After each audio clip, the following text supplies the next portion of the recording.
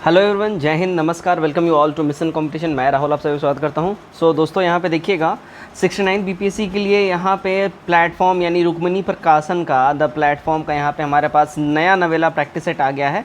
Volume 1 है, इसका मतलब है आगे भी ये वॉल्यूम्स निकालेंगे। टोटल 15 सेट है और most important SDM Rahul Sinha जो हैं इनके द्वारा इसको कंपाइल किया गया है। तो बहुत बेहतरीन प्रैक्टिस सेट होने वाला है।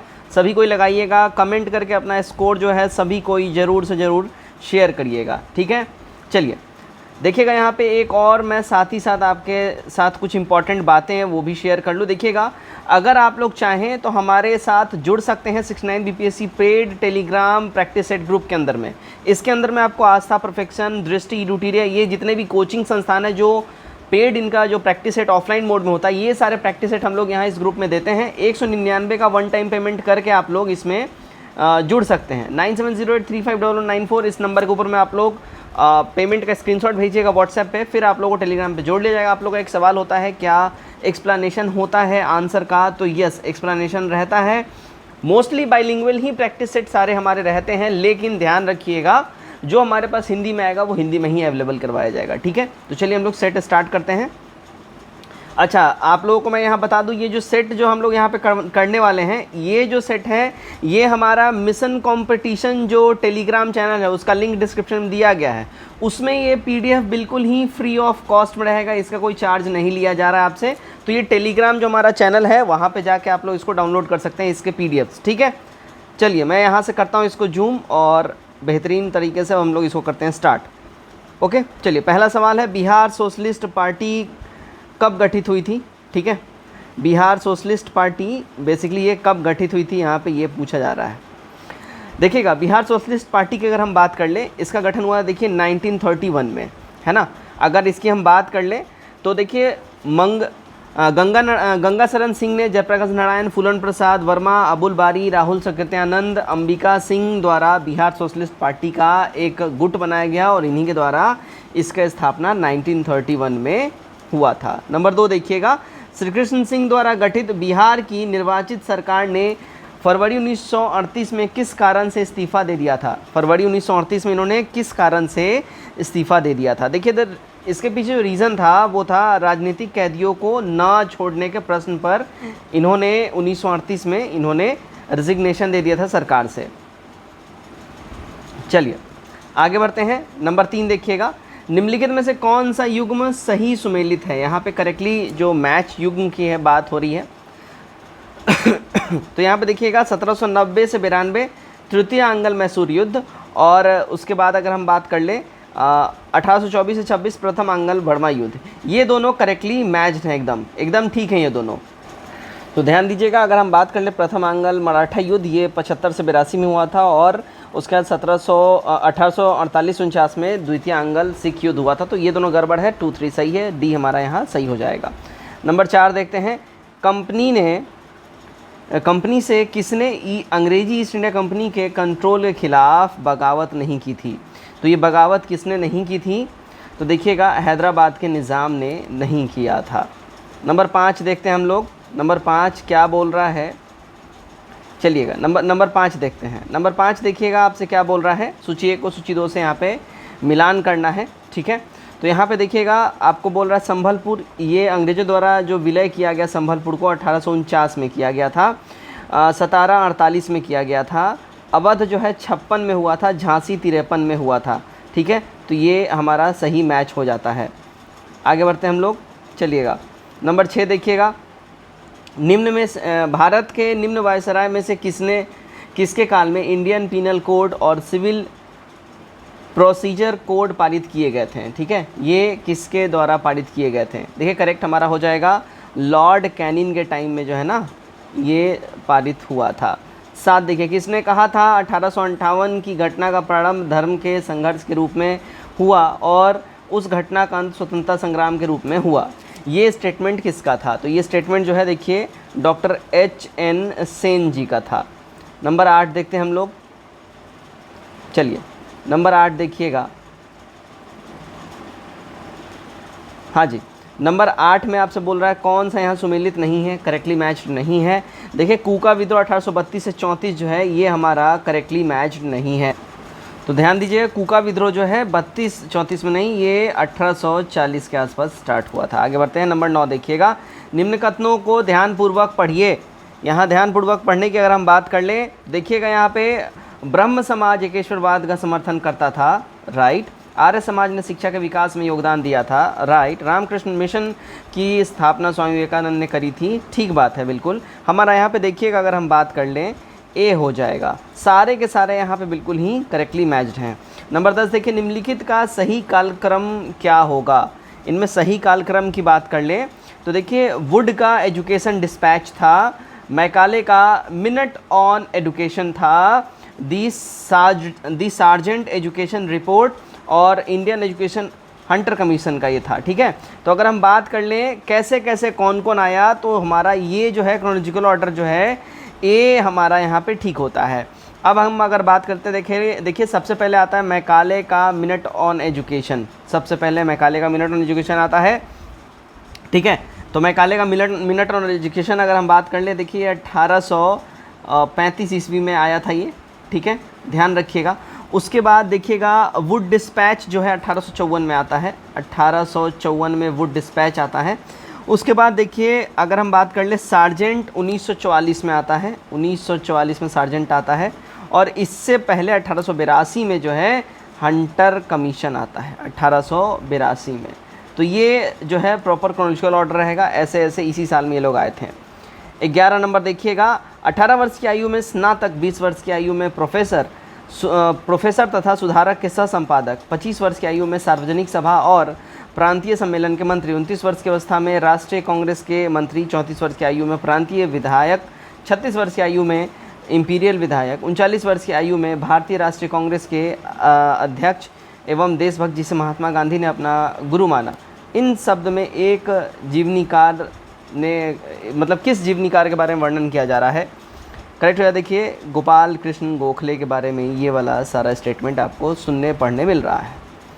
12 देखिएगा, नीचे संगठनों की एक सूची दी गई है और सूची के नीचे दिए गए कूट का प्रयोग करते हुए क्रांतिकारी गतिविधियों में लिप्त संगठनों का चयन कीजिए।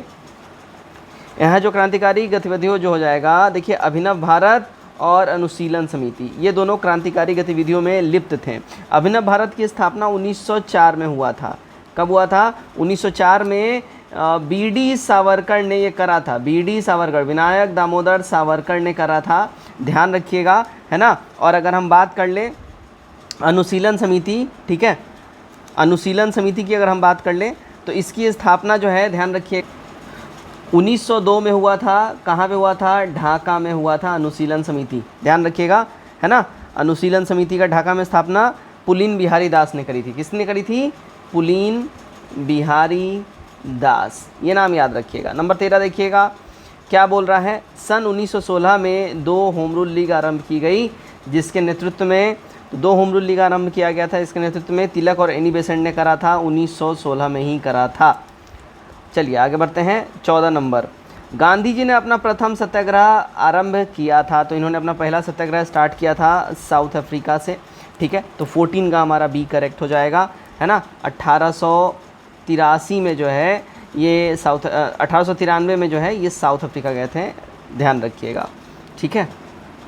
सेठ अब्दुल्ला सेठ का मुकदमा लड़ने के और पैरवी करने के लिए 1893 में साउथ अफ्रीका गए थे, तो वहीं से फिर अपना ये तामझाम स्टार्ट किए थे। 15 देखिए, गांधीवादी विचारधारा किनसे प्रभावित रही है।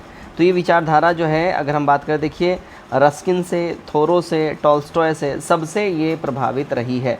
16 देखिएगा, किसान नेता मोतीलाल तेजावत संबंधित थे किससे? मोतीलाल तेजावत की बात हो रही है, किसान नेता किससे रिलेटेड थे भैया? ये देखिए मेवाड़ के भील आदिवासियों के आंदोलन से इनका संबंध रहा था, मोतीलाल तेजावत का। 17 नंबर देखते हैं क्या बोल रहा है। देखिए 17 में बोल रहा है, निम्नलिखित में से एक ने प्रथम विश्व युद्ध के समय भारत की रक्षा के कानून की प्रावधानों को, जिसे 1915 में पंजाब में गदर के विरुद्ध इस्तेमाल किया गया था, शांति के समय भी जारी रखना चाहा था। किसके बारे में बोला जा रहा है? तो देखिए लॉर्ड हार्डिंग सेकंड के बारे में ये बोला जा रहा है। 18 देखिएगा, पूर्ण स्वराज की वचनबद्धता के साथ भारत में प्रथम स्वतंत्रता दिवस कब मनाया गया था? तो भारत में प्रथम स्वतंत्रता दिवस की अगर हम बात कर लें, ये भैया देखिए 26 जनवरी 1930 को मनाया गया था, ठीक है, ये ध्यान रखिएगा। क्लियर, पूर्ण स्वराज के वचनबद्धता के साथ, क्लियर है।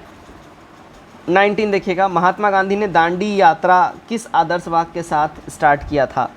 इन्होंने बोला था अंत तक लड़ो, है ना, fight till the last. Okay, तो इन्होंने ये बात बोली थी। गांधी जी ने वायसराय इरविन के समक्ष 11 सूत्री मांग भी रखा था। गांधी जी की मांगों पर कोई उत्तर नहीं मिलने के कारण गांधी जी ने सविनय अवज्ञा आंदोलन यानी सिविल डिसोबीडियंट मूवमेंट स्टार्ट किया था। ठीक है, 12 मार्च 1930 को गांधी जी ने अपने 78 अनुयायियों के साथ साबरमती आश्रम से दांडी मार्च स्टार्ट किया था। 20 देखिएगा, 1937 में चुनाव में कितने प्रांतों में कांग्रेस का मंत्रिमंडल बना था? तो ये देखिए, अगर हम बात कर लें, कांग्रेस की बात हो रही है, कांग्रेस का मंत्रिमंडल बना था कितने प्रांतों में? तो यहाँ पे डी हो जाएगा, ऑप्शन नंबर डी हमारा यहाँ पे करेक्ट हो जाएगा। ध्यान रखिएगा 8 प्रांतों में बना था। ठीक है, कांग्रेस का 8 प्रांतों में जो है ना, कांग्रेस का मंत्रिमंडल बना था, ध्यान रखिएगा। चलिए 21 नंबर देखते हैं हम लोग। यह कथन कि हम भारत को या तो आज़ाद कराएंगे अथवा आज़ादी के प्रयास में दिवंगत होंगे, किससे जुड़ा हुआ है? ये बोला था, देखिए भारत छोड़ो आंदोलन टाइम में ये बोला गया था, है ना, ध्यान रखिएगा, भारत छोड़ो आंदोलन के टाइम में ये बोला गया था। और ये किसने बोला था? महात्मा गांधी जी ने बोला था। 22 देखिएगा, आज़ाद हिंद फौज दिवस किस तिथि को मनाया गया था? ये फौज दिवस मनाया गया था 12 नवंबर 1945 को, एक करेक्ट हो जाएगा। 23 देखिएगा, भारत में विभाजन को टालने का अंतिम अवसर समाप्त हो गया था। अंतिम अवसर तब समाप्त हो गया था जब मुस्लिम लीग ने कैबिनेट मिशन को अस्वीकार करने के साथ, मतलब कैबिनेट मिशन का जो प्रस्ताव था कि भाई इंटीग्रेटेड इंडिया रहेगा, इंटीग्रल इंडिया रहेगा, कोई बंटवारा नहीं आएगा, तो पहले इन्होंने एक्सेप्ट कर लिया था मुस्लिम लीग ने, ठीक है, बाद में इन्होंने डिनाई कर दिया। चलिए 24 देखिएगा, इनमें से किस वायसराय ने सबसे पहले पृथक निर्वाचन मंडल की व्यवस्था मुसलमानों को जीतने एवं उन्हें कांग्रेस के विरुद्ध करने के लिए इस्तेमाल की थी? तो ये किया था, देखिए, लॉर्ड मिंटो ने। डी हमारा यहाँ पे सही हो जाएगा। लॉर्ड मिंटो ने सबसे पहले पृथक निर्वाचन मंडल की व्यवस्था की थी, है ना। भारतीय परिषद अधिनियम 1909 के द्वारा, माफ़ कीजिएगा, मुसलमानों के लिए अलग निर्वाचन मंडल बनाया गया था। और भारत परिषद एक्ट 1909 को मार्ले मिंटो सुधार के भी नाम से जाना जाता है ना, मार्ले मिंटो रिफॉर्म्स 1909 में, जिसमें मुस्लिम्स के लिए अलग निर्वाचन मंडल बनाया गया। 25 नंबर देखिएगा, क्या बोल रहा है? सिंधु घाटी की सभ्यता को जानने का स्रोत वहाँ पाई गई, तो वहाँ पे पाई गई, देखिए, मुहरे हैं, बर्तन जेवर हथियार औजार, नगरों के अवशेष। डी हो जाएगा, सारे के सारे, उपयुक्त में से एक से अधिक। चलिए भाई 26 देखिएगा, उपनिषद पुस्तक हैं, उपनिषद जो पुस्तक है ना, ये देखिएगा, ये दर्शन पे आधारित है उपनिषद पुस्तक। ठीक है, हमारा क्या हो जाएगा? डी बिल्कुल ही सही हो जाएगा। 27 देखते हैं हम लोग, 27 में क्या बोल रहा है? सूची 1 को सूची 2 से आपको मिलाना है। महाजनपद है और राजधानी है, तो महाजनपद और राजधानी, मत्स्य जो है ये देखिए विराटनगर की राजधानी थी। ठीक है, और कुरु जो है, कुरु इंद्रप्रस्थ जो आज के टाइम में दिल्ली है। सूरसेन ये देखिए मथुरा की राजधानी सूरसेना, और अस्मक पोतन की राजधानी थी। सही कूट हो जाएगा सी वाला। ठीक है, चलिए आगे हम बढ़ते हैं। 28 नंबर देखिएगा, क्या बोल रहा है 28 में? वह स्थान जहां प्राक अशोक ब्राह्मी लिपि का पता चला। तो प्राक अशोक ब्राह्मी लिपि की अगर हम बात कर लें, इसका जो है पता, ध्यान रखिएगा, अनुराधापुर में पता चला था। ठीक है, हम बात करते हैं अनुराधापुर। ठीक है, जो प्राक लिपि का पता चला अनुराधापुर, अभी करेंटली जो है ना नॉर्थ श्रीलंका में ये पड़ता है। कहाँ? नॉर्थ श्रीलंका, अनुराधापुर। ठीक है, चलिए भाई आगे हम लोग बढ़ते हैं। राइट, चलिए भाई 29 नंबर देखिएगा, प्रसिद्ध बौद्ध विद्वान अवशेष किसके समकालीन था? ठीक है, अश्वघोष, माफ़ कीजिएगा मैंने अवशेष पढ़ दिया, अश्वघोष।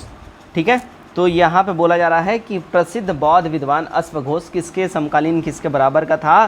तो वो देखिएगा कनिष्क के समकालीन था। सी करेक्ट हो जाएगा। अश्वघोष पाटलिपुत्रा का निवासी था। अश्वघोष को कनिष्क अपने साथ लेकर गया था। और अश्वघोष जो है चतुर्थ बौद्ध संगति का ये उपाध्यक्ष भी था। 30 नंबर देखते हैं, देखिए चलिए, तो यहाँ पुस्तक है और विषय है 30 नंबर में देखते हैं हम लोग। यहाँ पे देखिए तुरुक्कुरल ये जो है दर्शन पे संबंधित किताब है।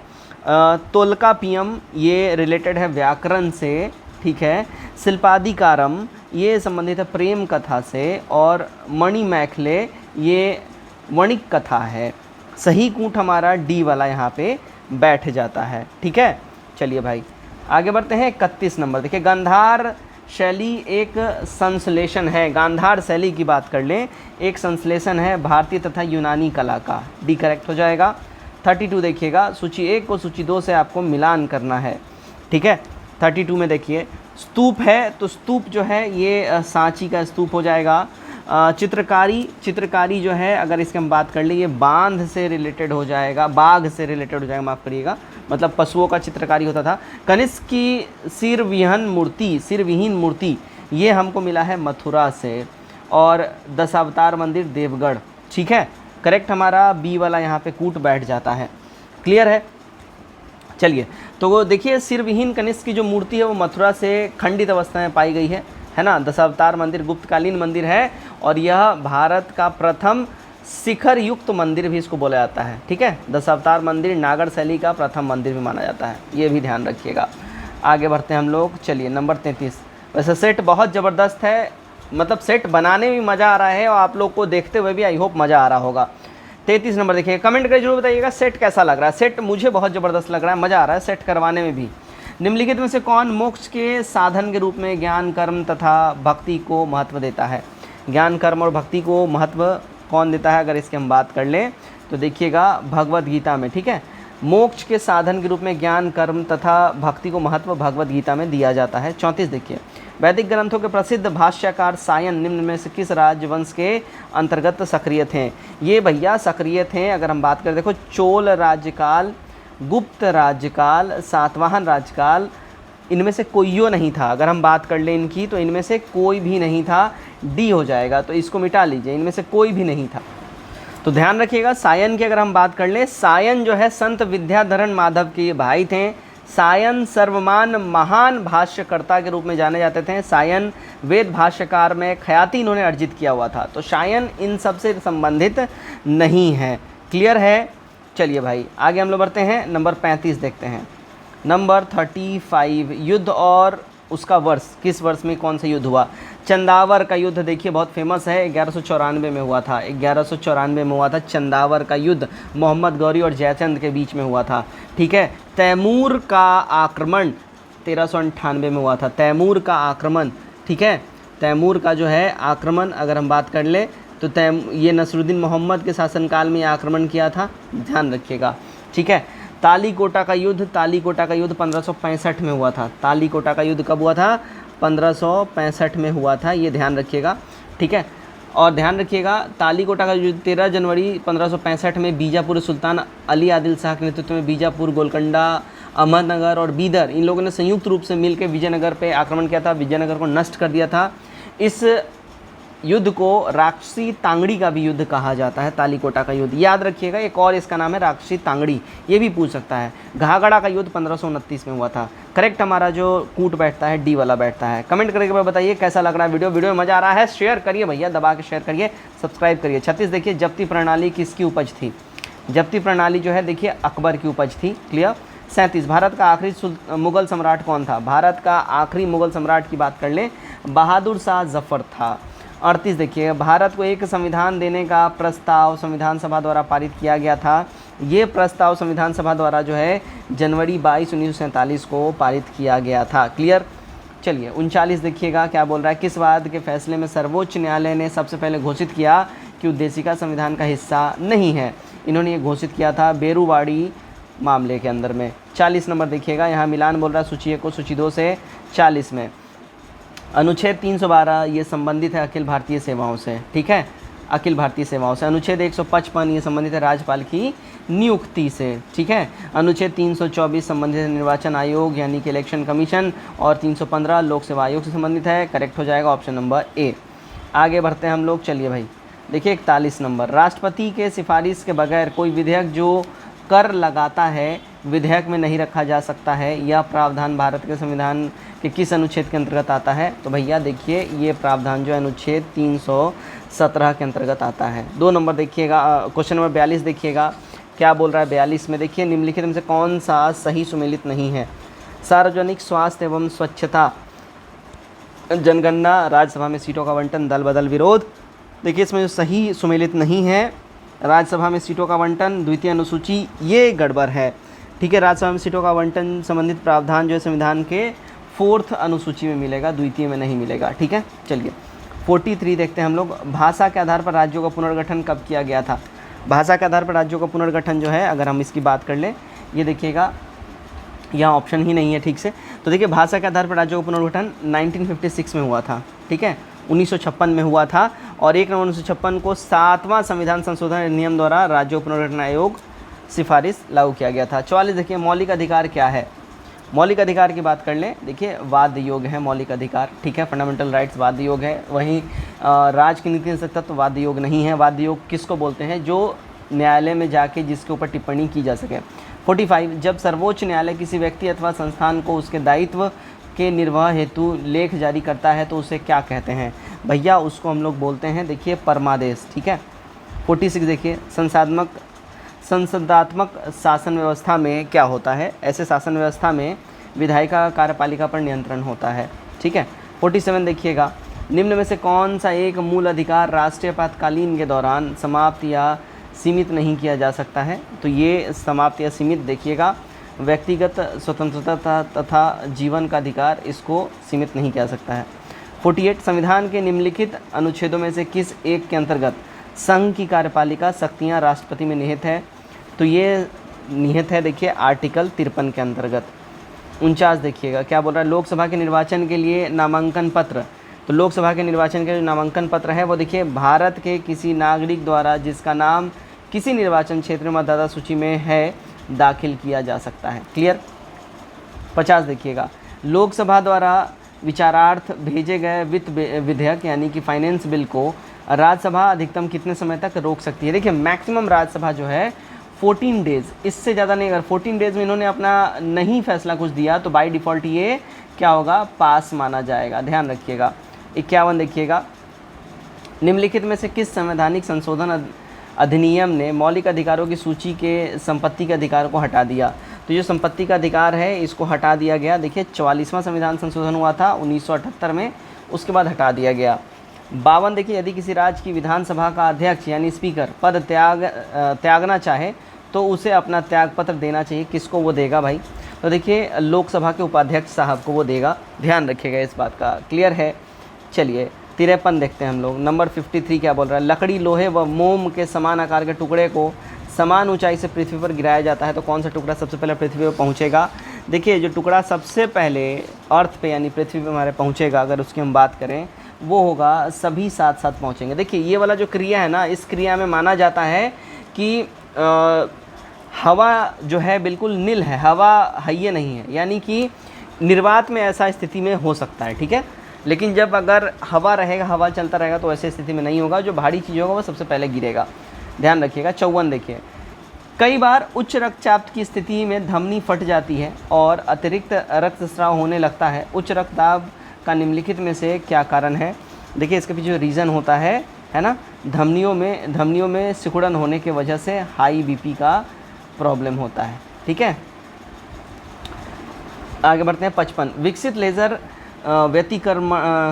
व्यतिकरण मापी अंतरिक्ष एंटीना। ठीक है, evolved laser interferometer space antenna यानी कि लीज़ा परियोजना का क्या प्रयोजन है?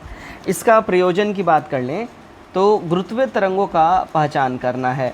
बी करेक्ट होगा।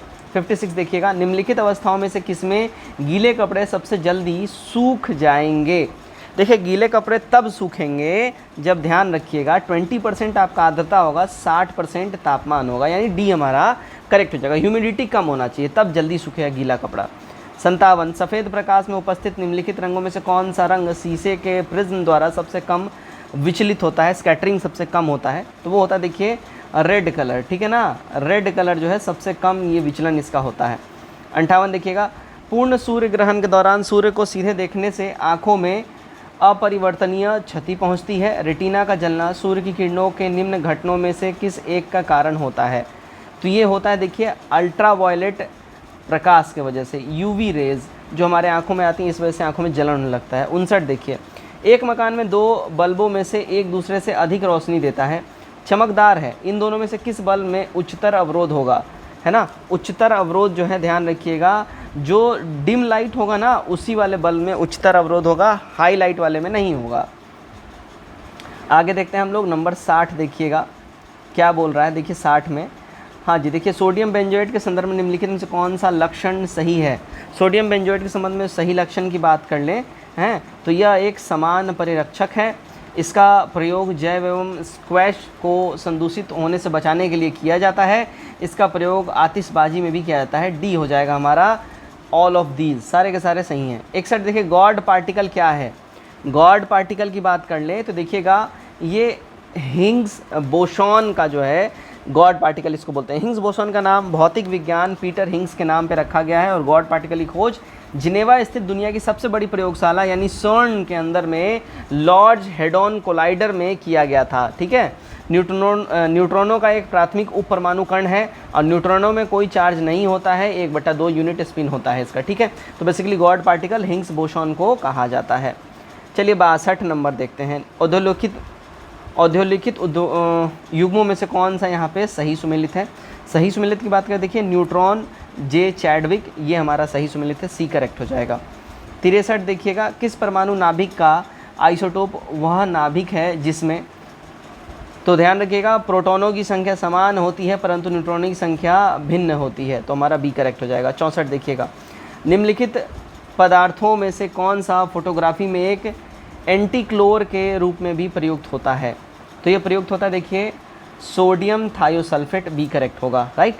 65 एथेनॉल के संदर्भ में दिए गए कथनों में से कौन सा सही नहीं है। सही नहीं की अगर हम बात कर लें, राइट, तो देखिए एथेनॉल का निर्माण एंजाइम की उपस्थिति में शक्कर यानी स्टार्च के विद्युत अपघटन द्वारा होता है, तो ये सही नहीं है, ए हमारा यहाँ पे करेक्ट हो जाएगा। व्यवहारिक रूप से एथेनॉल का निर्माण एंजाइम की उपस्थिति में शक्कर स्टार्च के किण्वन द्वारा होता है, ठीक है, ना कि विद्युत उपघटन द्वारा, तो किण्वन होगा। ठीक है, विद्युत उपघटन यहाँ पे गड़बड़ है, किण्वन होगा। 66 देखिएगा निम्नलिखित में से कौन रासायनिक उर्वरक नहीं है। इनमें रासायनिक उर्वरक की बात हो रही है अगर कि कौन नहीं है तो ध्यान रखिएगा सोडियम सल्फेट जो है इसमें रासायनिक उर्वरक नहीं है, है ना। तो मृदा की उर्वरकता बढ़ाने के लिए उसमें मिलाए जाने वाले पोषक तत्व को उर्वरक कहते हैं यानी फर्टिलाइज़र कहते हैं। ठीक है, नाइट्रोजन उर्वरक का उदाहरण नहीं है, यूरिया कार्बामाइट होता है, अमोनियम उर्वरक होता है, कैल्शियम साइनामाइट, ये सब उर्वरक के प्रकार हैं, ध्यान रखिएगा। ठीक है, 67 देखिएगा निम्न में से कौन सा यौगिक चाइनीज वाइट कहलाता है। ठीक है, चाइनीज वाइट कहलाता है, तो ये कौन कहलाता है, जिंक ऑक्साइड जो है चाइनीज़ वाइट कहलाता है। 68 एक परजीवी पर दूसरे परजीवी के आश्रित रहने को क्या कहते हैं भैया, इसको हम लोग कहते हैं, ध्यान रखिएगा, उपपरिजीवी, बी करेक्ट होगा। 69 देखिए मानव सदृश लघुतम कपि है, मतलब मानव का जो है सबसे नज़दीकी, मतलब एक बोले ना रिश्तेदार, कौन सा बंदर सबसे नज़दीकी रिश्तेदार है ना, तो भैया वो हो जाएगा गिब्बन, राइट, ये हमारा करेक्ट हो जाएगा। तो मानव सदृश लघुत्तम कपि गिब्बन है। मानव का वैज्ञानिक नाम होमोसिपियंस लिन है ना। होमो इरेक्टस जावा एवं पैकिंग मानव का वैज्ञानिक नाम है। ठीक है, चलो आगे बढ़ते हैं। 70 देखिए निम्न में से किसमें लिंग गुणसूत्र नहीं होते हैं। लिंग गुणसूत्र जो है देखिए छिपकली में नहीं होती है, बाकी बंदर चीता तितली इन सब में होता है। ठीक है, चलिए भाई 71 नंबर देखते हैं हम लोग। निम्न में से कौन सा मानव दंत केवल स्थायी दंत विन्यास में प्रकट होता है।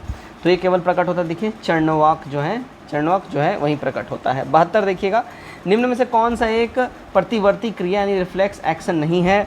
तो इनमें से कौन रिफ्लेक्स एक्शन नहीं है, तो देखिए हाथ का हिलना, ये आपका रिफ्लेक्स एक्शन नहीं होगा, राइट। डी हमारा यहाँ पे बिल्कुल ही करेक्ट हो जाएगा, 72 का डी करेक्ट हो जाएगा।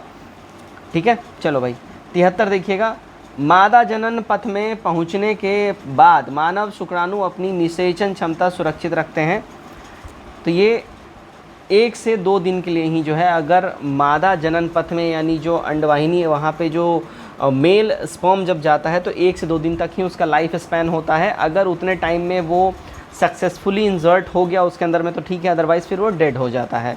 74 देखिए गाय और भैंस के थनों में दूध उतारने के लिए किस हार्मोन की सुई लगाई जाती है। तो भैया वो लगाई जाती है ऑक्सीटोसिन हार्मोन का। और ध्यान रखिएगा जब फीमेल प्रेग्नेंट होती हैं और डिलीवरी के टाइम में भी बोला जाता है कौन सा हार्मोन सीक्रेट होता है, तो यही ऑक्सीटोसिन हार्मोन सीक्रेट होता है। 75 निम्नलिखित में से कौन सा युग्म सही सुमेलित नहीं है। सही सुमेलित की बात कर ले देखिए विटामिन डी बाध्यता रोधी कारक, ये सही सुमेलित नहीं है। विटामिन डी प्रतिरक्षणी कारक होता है, ठीक है, बाध्यता रोधी कारक नहीं होता, बाकी सारे सुमेलित हैं। 76 देवदार, फर, स्प्रूस, लार्च और सरू के प्रसिद्ध लकड़ी के पौधे हैं। कई पहाड़ी क्षेत्र में भी व्यापक रूप से ये पाए जाते हैं, ठीक है। अब ध्यान दीजिएगा यहाँ पे, तो इनमें अगर हम बात करें ये सारे जो है जिम्नोस्पर्म्स के टाइप हैं, राइट, ध्यान रखिएगा इस बात का। चलिए आगे बढ़ते हैं हम लोग। 77 देखिए, सूची 1 को सूची 2 से यहाँ पे मिलान करना है 77 नंबर में। फल जो है, फल अंडाशय हो जाएगा इससे, ठीक है, अंडाशय से मिलता है। बीज बीजांड हो जाएगा।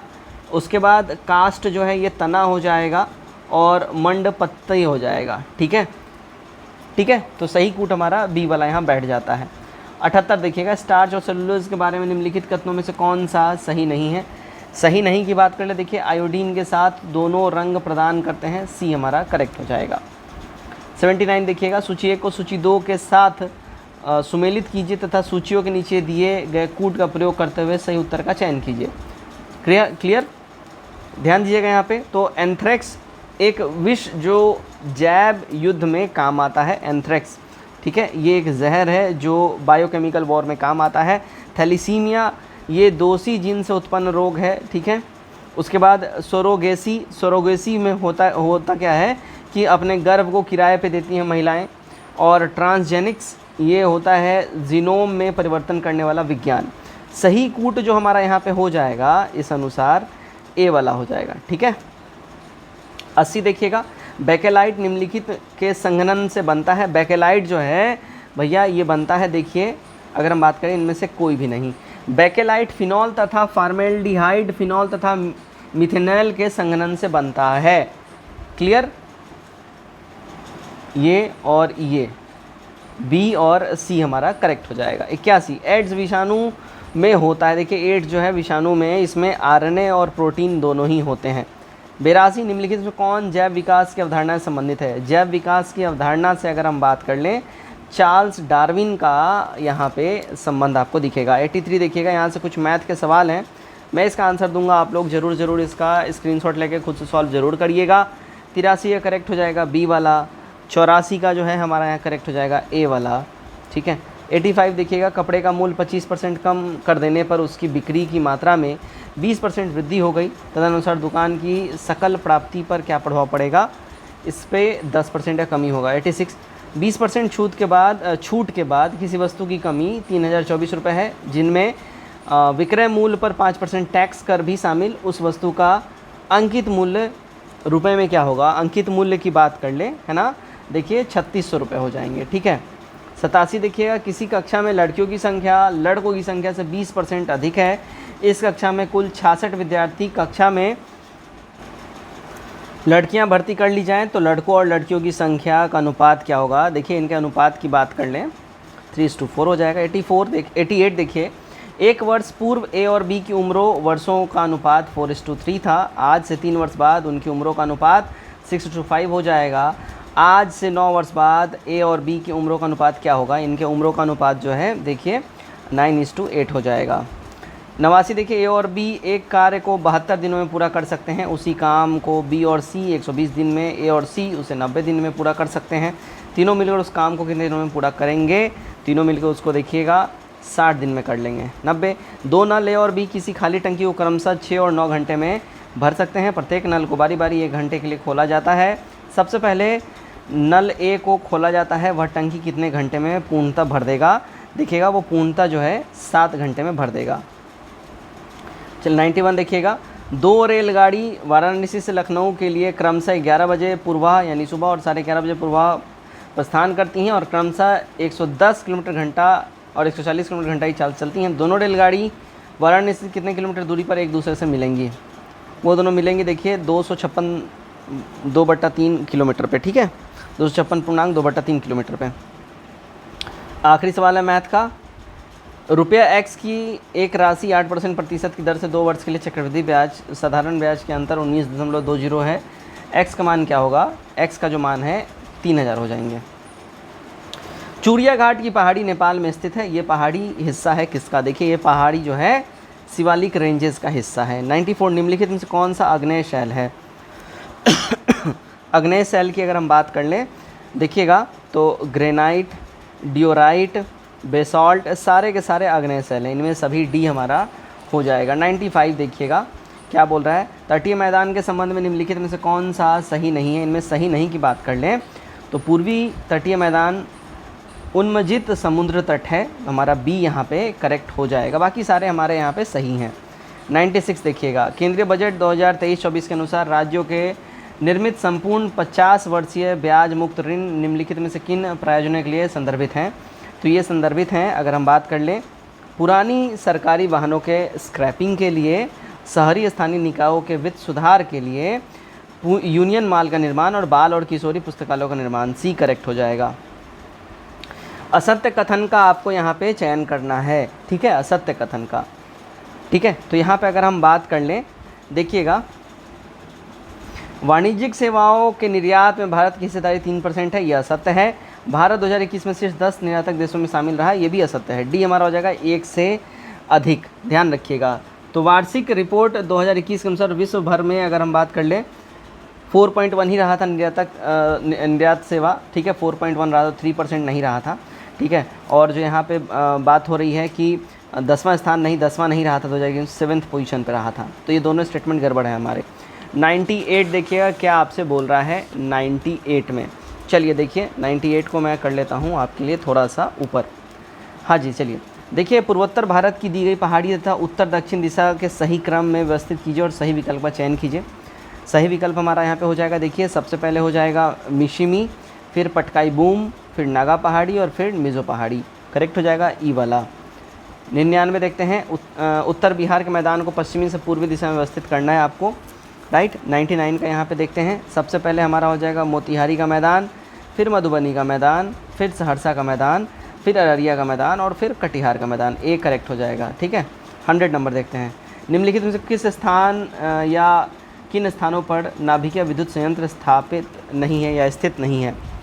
देखिएगा जयपुर में नहीं है, नरोड़ा, कैगा, कलपक्कम में है। 101 ऊसर मृदा किस जिले में पाई जाती है। ये पाई जाती है देखिए सिवान के अंदर में, ठीक है, सिवान में ऊसर मृदा पाई जाएगी। 102 निम्नलिखित में से कौन सा तत्व पृथ्वी की प्रॉपर्टी में क्रमशः उच्चतम और निम्नतम मात्रा में पाया जाता है। ये पाया जाता है देखिए ऑक्सीजन और मैग्नीशियम, डी करेक्ट हो जाएगा। 103 देखिए, बजट की 7 प्राथमिकताएं सप्तऋषि में कौन शामिल नहीं है। देखिएगा इसमें बाल विकास जो है ये अपना शामिल नहीं है, सी करेक्ट होगा। 104 रेसब्बी तरंगों से आप क्या समझते हैं। रेसब्बी तरंग, रेसब्बी तरंग जो है अगर इसकी हम बात कर लें, ठीक है, तो देखिएगा रेसब्बी तरंग वायुमंडल की निचली पवनें होती हैं, अधिक ऊंचाई वाले पवनों में वृत्ताकार घुमावदार बहाव होती हैं और केवल कोर्लिस बल से प्रभावित होती हैं, तो ये 1 से अधिक हो जाएगा, उपरोक्त में से 1 से अधिक हो जाएगा, ठीक है। चलिए भाई आगे बढ़ते हैं। 105 देखिएगा क्या बोला, निम्नलिखित में से कौन सा सही सुमेलित नहीं है। सही सुमेलित की बात कर लें तो देखिएगा परिशुद्ध कृषि बाजार की मांग के अनुसार फसल उत्पादन नियंत्रित करना, ये वाला गड़बड़ है, ठीक है। तो परिशुद्ध खेती या कृषि में डिजिटल कृषि प्रौद्योगिकी का उपयोग करके फसल की उत्पादकता में वृद्धि करने का प्रयास किया जाता है, ठीक है। 106 देखिए, सिमलीपाल राष्ट्रीय उद्यान कहाँ पे है। सिमलीपाल नेशनल पार्क जो है ये आपको उड़ीसा में मिलेगा। 107 निम्नलिखित में से कौन सी दक्षिण भारत की सबसे ऊंची चोटी है। दक्षिण भारत की सबसे ऊंची चोटी जो है देखिए अनाईमुड़ी हो जाएगी। 108 निम्नलिखित में से असत्य कथन का आपको चयन करना है।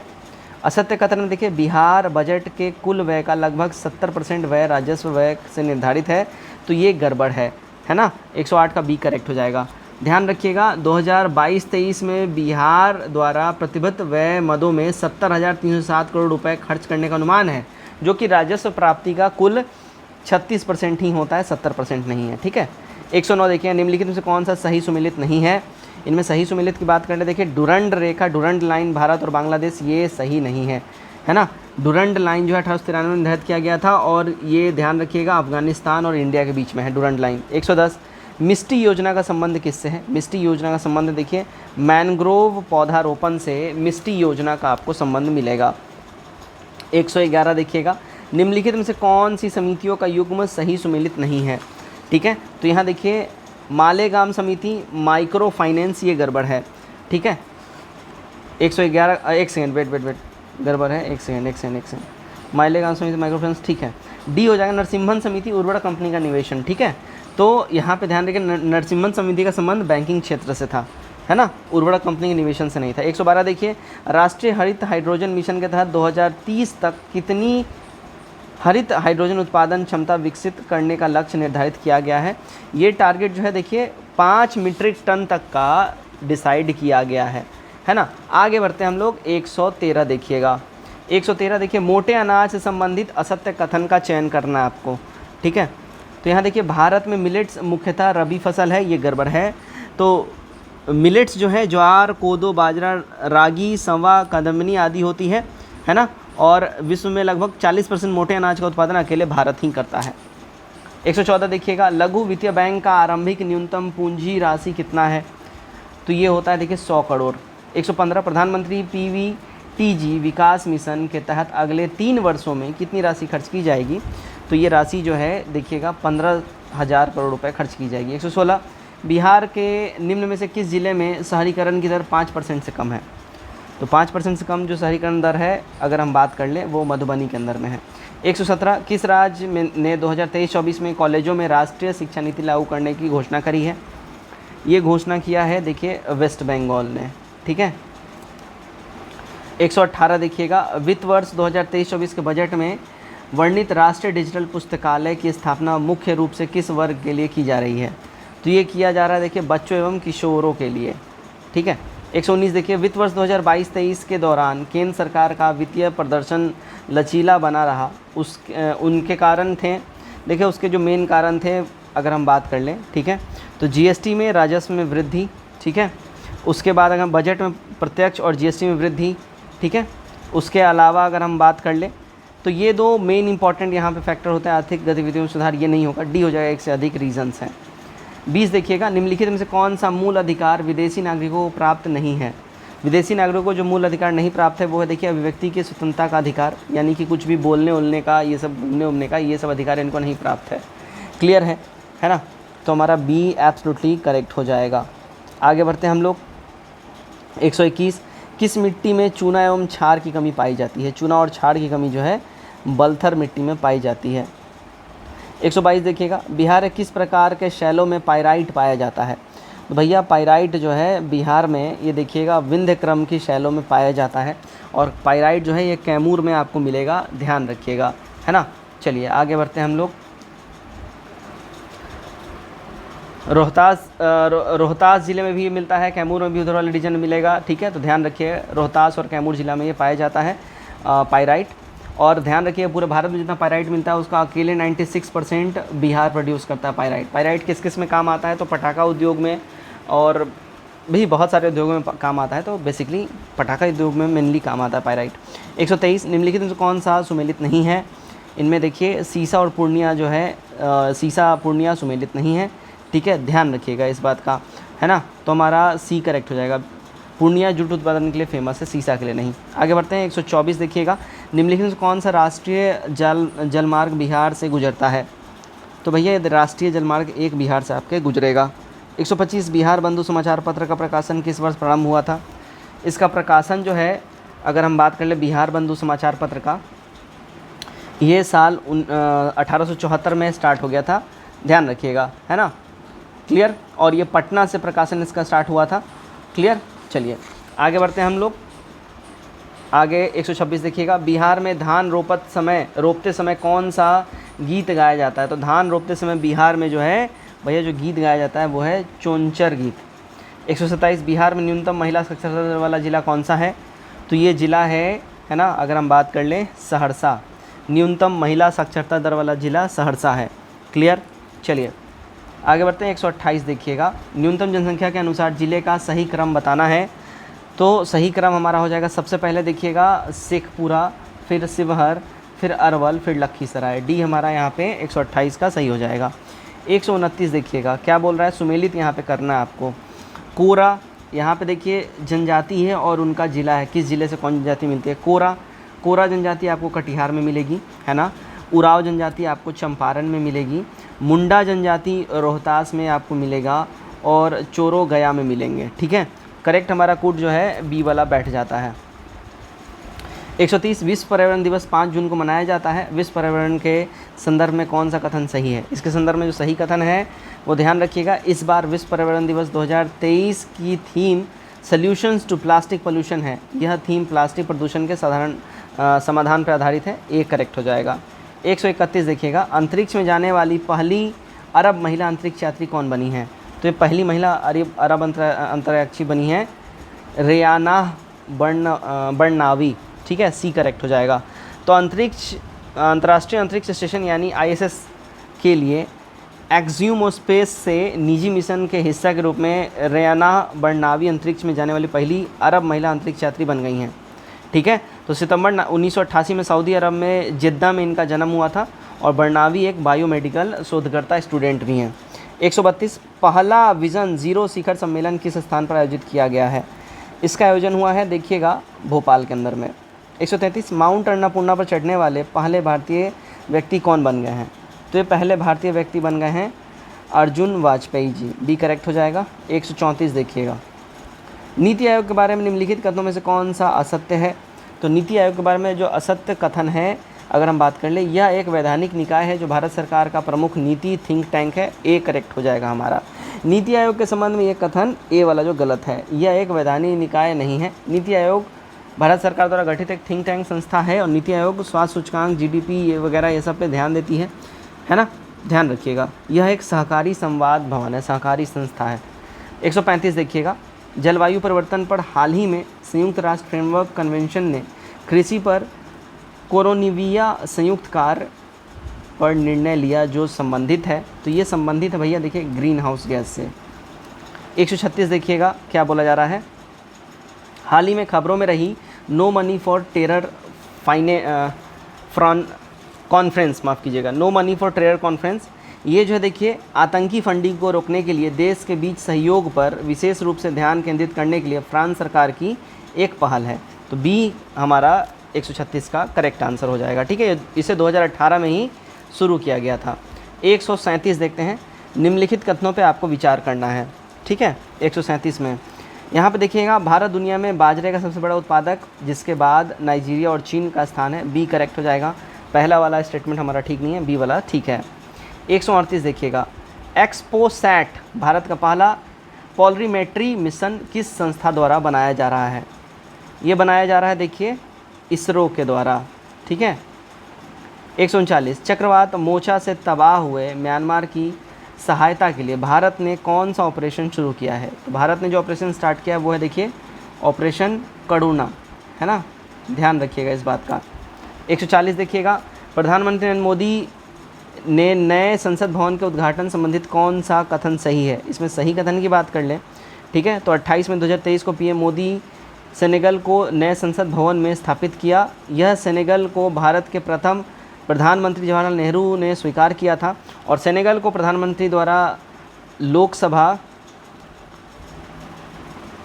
में स्थापित किया जाएगा। यह अमृतकाल का प्रतीक होगा। तो हमारा ए और बी दोनों ही सही हैं, 40 का सी करेक्ट हो जाएगा। 141 देखिएगा, हाँ जी, किस देश ने हाल ही में ओफेक 13 नामक एक नई जासूसी उपग्रह कक्षा में प्रक्षेपित की है?